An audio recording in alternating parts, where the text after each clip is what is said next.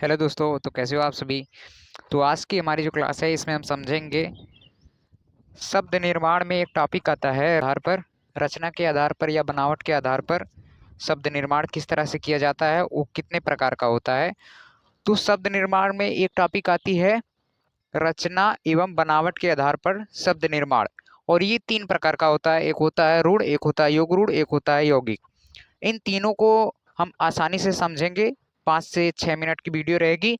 और ये जो इसमें से प्रश्न आता है सभी परीक्षाओं के लिए ये उपयोगी है। इसमें पहचानने के लिए आता है कि कौन सा, इसमें आपको शब्द दिया रहेगा, पूछ लेगा 4 ऑप्शन दे करके कि इसमें कौन यौगिक है, कौन रूढ़ है या कौन योग रूढ़ है। अगर आप पहचान लेंगे इन सबको तो हिमालय दे दिया रहेगा और आपसे पूछ लिया रहेगा कि हिमालय में योग रूढ़ है या यौगिक है या रूढ़ है या इनमें से कोई नहीं है। इस तरह से प्रश्न दे करके अगर आप पहचानना जानेंगे तो आप कर पाएंगे। तो चलिए देखते हैं कौन किस तरह से पहचाना जाएगा। रूढ़ शब्द की अगर मैं बात करूं तो रूढ़ ऐसा शब्द होता है जिसके सार्थक खंड नहीं हो सकते हैं। जिसके सार्थक खंड नहीं हो सकते हैं, इसका मतलब क्या है। उदाहरण हमने लिया है चल। अगर हम इसके खंड करेंगे तो ये हो जाएगा च धन ला। तो ना ही चा का भी कोई अर्थ होता है सार्थक खंड, मतलब अर्थ वाला खंड। तो इसका कोई भी अर्थ वाला खंड, इन दोनों का अर्थ वाला खंड अगर नहीं निकल रहा है तो ये रूढ़ शब्द होगा। जैसे आप ले सकते हैं बात को, बा धन ता, तो ये हो जाएगा। इसमें भी बा का और ता का कोई भी अर्थ नहीं निकलेगा। इसको भी दो भागों में तोड़ेंगे, आ और गा को तोड़ेंगे। आ प्लस गा, ना आ का कोई अर्थ है ना गा का कोई अर्थ है, तो इसलिए ये भी रूढ़ हो जाएगा। चल हो गया रूढ़, बात हो गया रूढ़, आग हो गया रूढ़। इसमें देखिए गुड़ में भी ना इसका कोई अर्थ है ना इसका कोई अर्थ है। दोनों का अर्थ रहेगा तब जाकर के कोई यौगिक शब्द बनेगा या योग रूढ़ शब्द बनेगा। अगर इन दोनों का कोई भी अर्थ नहीं निकल रहा है, यानी इसके जो खंड है वो सार्थक नहीं है, यानी सार्थक खंड नहीं हो रहे हैं, तो ये रूढ़ शब्द होगा।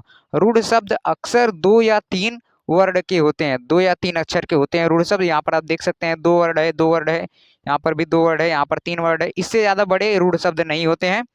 अब इसमें आप देख सकते हैं सरल। अब इसमें हम सरल को तोड़ सकते हैं सर धन लाख में तोड़ सकते हैं। सर धन ला में तोड़ेंगे तो ला का तो कोई अर्थ नहीं निकल रहा है, लेकिन सर का एक तरह से देखो तो सिर, या तो सर का एक होता है तीर, या तीर जिसे बोलते हैं, तीर की पर्यायवाची होती है सर। तो इसका एक का अर्थ निकल रहा है, एक का अर्थ नहीं निकल रहा है। तो इससे ये पता चल रहा है कि इसके दोनों खंड जो होंगे सार्थक खंड नहीं है, तो ये रूढ़ शब्द है। राजा, रा धन जा, तो इसमें भी सार्थक खंड नहीं है, तो ये भी रूढ़ शब्द है। कमल में देखते हैं हम, अगर कमल में इसका अगर हम खंड करते हैं तो कम धन ला करेंगे तो भी एक का अर्थ निकलेगा, एक का अर्थ नहीं निकलेगा। कम का मतलब थोड़ा। अगर इसे हम कल करते हैं और माँ बचता है, तो किसी तरह से मतलब तोड़ेंगे आप तो इसमें सभी का सार्थक खंड नहीं मिलेगा, तो ये रूढ़ शब्द हो जाएगा। और मैं इसको बता दूं आपको, यौगिक शब्द, यौगिक, ये तो रूढ़ आपको समझ में आ गया होगा कि रूढ़ क्या शब्द होता है, इसके सार्थक खंड नहीं होते हैं। और यौगिक के और योग रूढ़ के सार्थक खंड होते हैं। स्टेप 1 क्या था, ये स्टेप 1 है। इसमें ये था कि इसके सार्थक खंड नहीं होंगे। स्टेप 2 क्या है कि यौगिक के सार्थक खंड होते हैं। सार्थक खंड यानी यौगिक 2 या 2 से अधिक शब्दों से मिलकर बना होता है, और जो 2 शब्दों से मिलकर बना होता है उसके अर्थ होते हैं। इसका मूल अर्थ होता है, चल का अर्थ होगा चलना, लेकिन चा धन ला कर देंगे तो इनका अलग अलग कोई अर्थ नहीं होगा।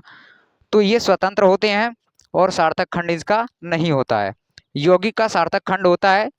यौगिक में जितने भी आप संधि से संबंधित, उपसर्ग और प्रत्यय से संबंधित जितने भी उदाहरण आपको दिखेंगे, उपसर्ग क्या होता है कि उपसर्ग वे शब्दांश होते हैं जो किसी भी शब्द के सामने लग करके, जैसे कार है तो कार के सामने लग जाएगा अधि, तो ये हो जाएगा अधिकार।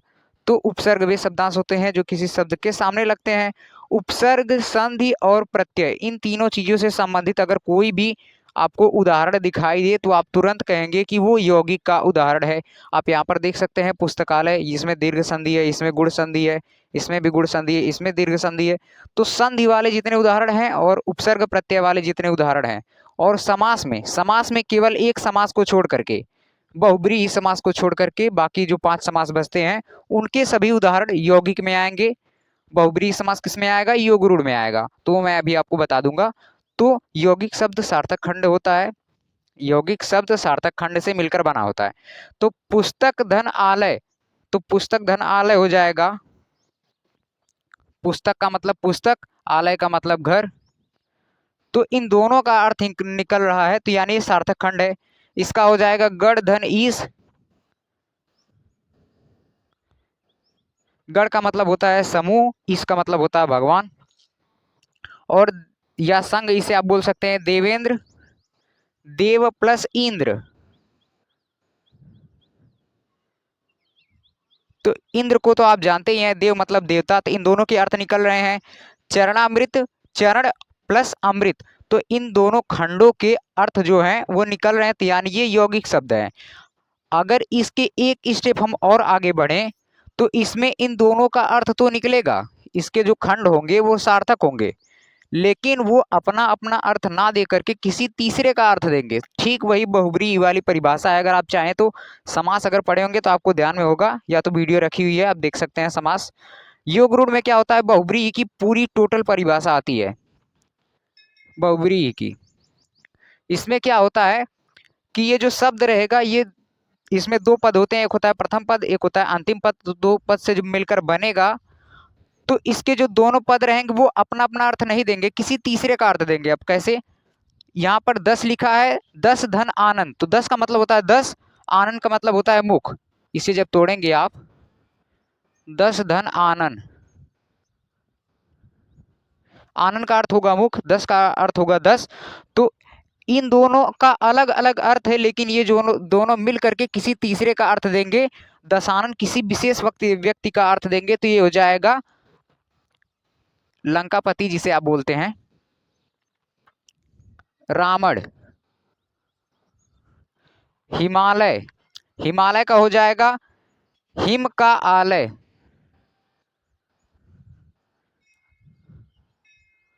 अर्थात हिमालय। यानी बर्फ का घर किसे कहते हैं? हिमालय को कहते हैं। जलज अगर हम बोलते हैं तो जलज किसे कहते हैं? जलज। जल से जल हो जाएगा, जा मतलब जल धन जा, जल धन जा हो जाएगा। तो जा का मतलब होता है जन्म लेने वाला, जल में जन्म लेने वाला जो होता है उसे कमल बोलते हैं। और जल देने वाला जो होता है, जल धन दा, जल देने वाला जो होता है उसे जलद बोलते हैं, यानी वर्षा कराने वाला बादल जो होता है उसे जलद बोलते हैं। तो इसमें देखिए जल का अलग अर्थ है जल, दा का अलग अर्थ है देना, लेकिन ये किसी तीसरे का अर्थ दे रहा है बादल। अर्थ इससे आ रहा है, इससे अर्थ आ रहा है कमल, इससे अर्थ आ रहा है हिमालय, इससे अर्थ आ रहा है रावण, और इससे अर्थ आ रहा है गजानन, जिसके हाथियों के समान मुख हो, यानी गणेश जी। और लंबोदर, लंबा है उधर जिसका, अर्थात गणेश जी। तो जिसमें तीसरे का अर्थ का बोध होगा वो हो जाएगा बहुब्रीहि समास या योगरूढ़ शब्द। बाकी जितने भी होते हैं जिसके सार्थक खंड होंगे यौगिक शब्द होगा, और जिसके सार्थक खंड नहीं होंगे वो रूढ़ शब्द होगा। ये वीडियो आपको समझ में आ गया होगा। आपका 1% सपोर्ट हमारे लिए बहुत ज्यादा होगा, प्लीज